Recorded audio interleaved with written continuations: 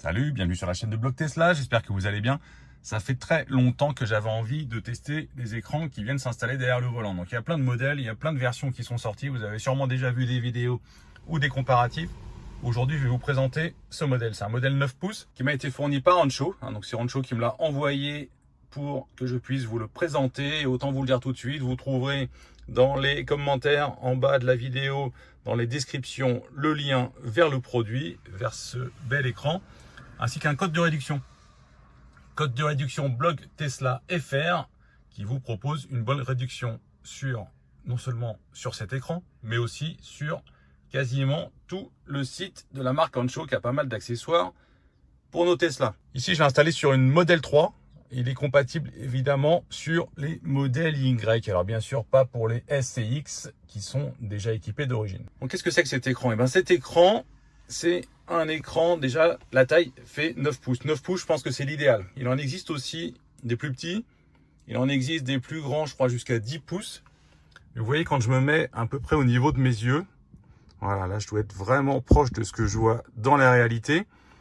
Ça prend vraiment toute la partie du volant ici. Je vois l'écran complètement. Ça cache à peine un tout petit peu le bas et un tout petit peu les bords. Mais c'est vraiment minime. Donc je pense que 9 pouces déjà, c'est la bonne taille. C'est un écran qui tourne sur Linux. Il y a des écrans qui sont sur Android. Celui-là est sur Linux. Donc ça promet normalement une bonne stabilité et puis un temps de boot assez rapide. Et on a un bel écran HD de 1920 par 720. Alors, je ne sais pas si vous voyez bien ce que ça donne au niveau de la vidéo, mais vraiment c'est propre par rapport à l'écran d'origine. Honnêtement, il n'y a pas énormément de différence. On a vraiment une belle définition. Donc dans cette vidéo, on va voir toutes les fonctions de l'écran, que ce soit l'écran lui-même avec l'interface qui ressemble à celle de Tesla ou toutes les fonctions CarPlay ou Apple Play. On va voir tout ce qu'il y a dans la boîte et ensuite on va parler de l'installation parce qu'il y a quelques câbles à passer. Vous voyez ici, il ressort là-bas, je ne l'ai pas encore complètement caché, pour pouvoir faire fonctionner l'écran. Donc au niveau de la boîte, avant de parler du contenu, je vais vous dire que quand Ancho me l'a envoyé, ça a mis 4 ou 5 jours, je ne sais plus, 4 ou 5 jours pour arriver chez moi en France. Et je ne sais pas si c'est le hasard ou pas, mais en tout cas, j'ai pas payé de frais de douane, donc ça c'est plutôt cool. Donc à l'intérieur de la boîte, on a l'écran évidemment.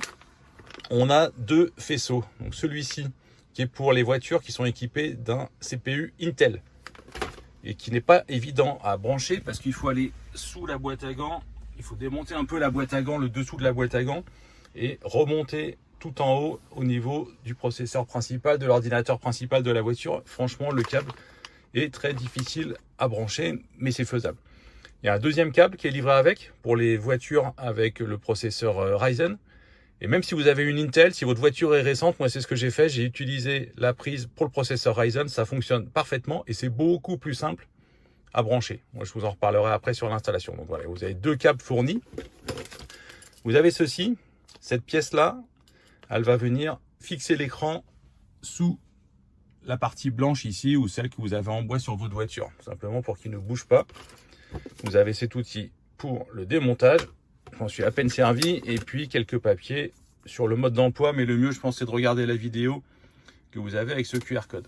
Donc vous allez me dire c'est bien beau ton écran là, mais je pense que ça doit bloquer un peu le flux d'air. Alors c'est pas faux, même si l'air va passer sur les côtés, l'air qui passe ici à travers le volant est forcément un peu limité. Ancho livre cette pièce avec qui va tout simplement prendre l'air à l'arrière. On vient le mettre dans la ventilation ici. Et ça va envoyer l'air sur les côtés. Pour l'installation, alors l'installation, comme je vous le disais, les grandes étapes, c'est le branchement au niveau des pieds du passager. Les prises sont ici, je vais vous montrer en vidéo ce que ça donne. Donc il faut défaire le joint de porte, ça s'en va très facilement, juste en tirant dessus. Et ensuite on vient connecter deux prises, une prise bleue, une prise blanche. Et on a le câble qu'il faut faire passer ensuite sous la partie du tableau de bord qui est en bois ou en blanc ici dans ma voiture. C'est uniquement clipsé. Sur les modèles Y, sur les côtés, il y a deux vis à défaire. Mais c'est vraiment pas compliqué. Et puis pour vous aider, donc vous avez, comme je vous le disais, la vidéo ou le mode d'emploi qui est livré par Ancho. Une fois que vous avez passé votre câble, vous allez prendre cette pièce-là, la petite pièce métallique avec les vis, et vous allez fixer votre écran. Alors l'écran, il faut bien le positionner au bon endroit parce qu'il vient se mettre dans les trous que vous voyez ici au niveau de l'aération. Donc vous allez compter le nombre de trous ici pour que les câbles, parce qu'il y a 2 petits câbles à faire passer, hein, pour que les câbles à faire passer soient dans les trous numéro 28 et numéro 30. Tout simplement pour que l'écran soit bien centré, donc vous l'ayez bien en face de vous au niveau du volant. Et une fois que c'est fait, vous repositionnez tout en refixant tout simplement, en reclipsant le tableau de bord qui est ici en blanc. Bon, maintenant que c'est installé, on va regarder l'écran en lui-même. Donc l'écran, comme je vous le disais, il a vraiment une belle définition. Ici, il est séparé en 2 parties et il a deux interfaces cet écran. Il a une interface CarPlay que vous voyez ici sur la gauche et il a une interface style Tesla. Et un truc qui est intéressant, c'est qu'en touchant cette molette-là, je peux passer de l'une à l'autre. Donc là, j'ai l'interface complètement dans le look de Tesla, un classique, avec les fonctions. Si je mets les clignotants, j'ai les clignotants qui s'affichent. Si je change de vitesse, ça va bouger en bas le PRND, là vous le voyez. Je me remets en P. Donc ça, c'est assez sympa. Ici, vous pourrez voir en roulant la pression des pneus. Et on a aussi cet affichage qui est possible avec les traits qui représentent à peu près la route. Donc vous voyez qu'on a le choix déjà au niveau de l'interface. Et ici, ça reprend la vitesse. On a en bas le pourcentage de batterie, la température, l'autonomie restante et les kilomètres qu'ont la voiture, l'heure, et puis la limitation de vitesse dans la zone où on se trouve. Donc ça, c'est toute l'interface, on va dire, style Tesla. Après, on va aller faire un tour dans les menus de configuration pour que vous puissiez bien découvrir tout l'ensemble. Donc, on peut passer ici de l'interface compteur à l'interface CarPlay en faisant glisser cette petite fenêtre et on a accès également au réglage. Donc, si je vais dans l'interface CarPlay, on retrouve ce qu'on a vu tout à l'heure. Ici, j'ai OAS qui est lancé.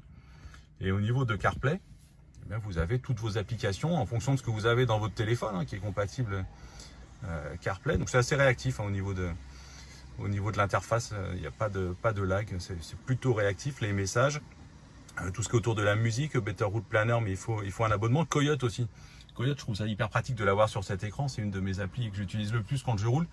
Par contre, il faut avoir l'abonnement Coyote, il faut avoir non pas uniquement l'abonnement Coyote classique, mais l'abonnement Coyote avec la fonction CarPlay. Et on a la même chose avec Better Route Planner, qui pourrait s'afficher ici sur l'écran, si vous avez la souscription, l'abonnement qui va bien avec.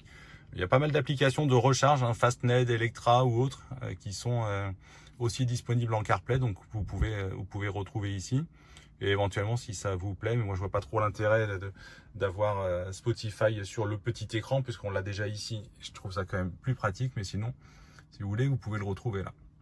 Donc ça, c'est toute la partie un peu CarPlay, un peu classique qu'on retrouve de toute manière sur toutes les voitures. Et vous voyez qu'ici, on a un affichage qui est splitté, qui est coupé en 2. On a une partie CarPlay, une partie compteur. Vous allez voir qu'on peut le modifier. Donc on a vu les deux interfaces. On va aller voir maintenant les réglages. Les réglages, dans la partie générale, vous pouvez choisir alors chinois ou anglais, vous ferez votre choix. On se met en format 24 heures GMT+2 en température Celsius.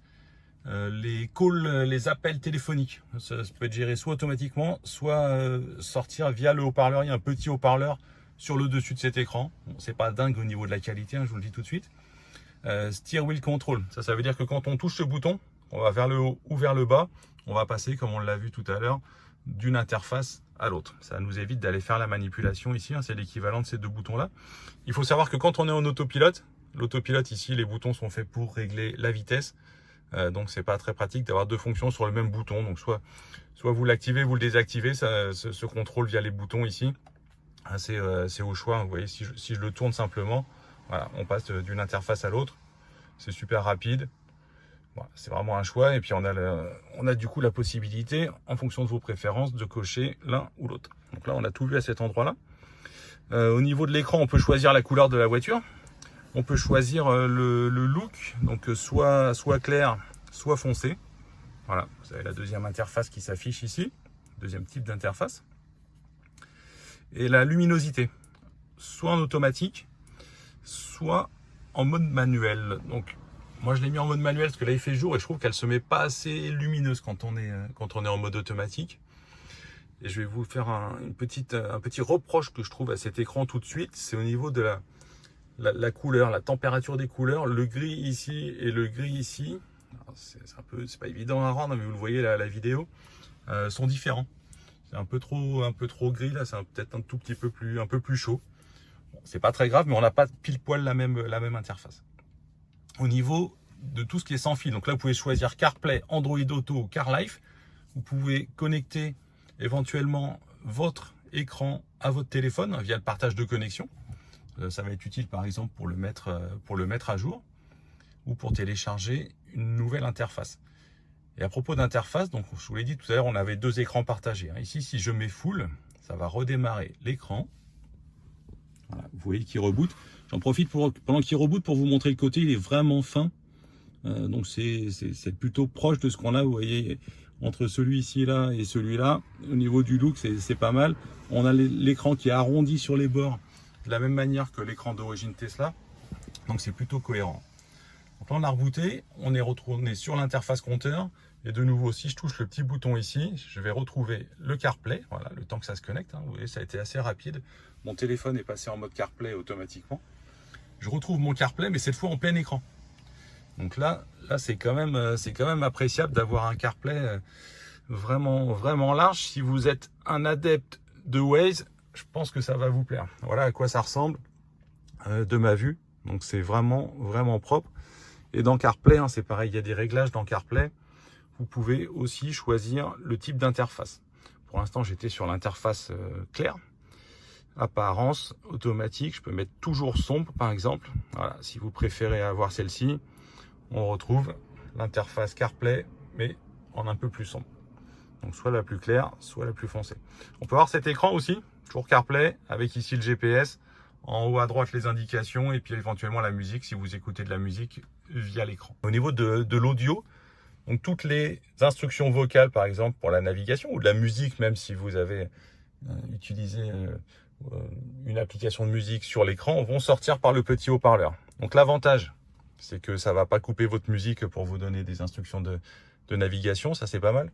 L'inconvénient, c'est que le son est plutôt un peu naze, on va dire, un peu ridicule.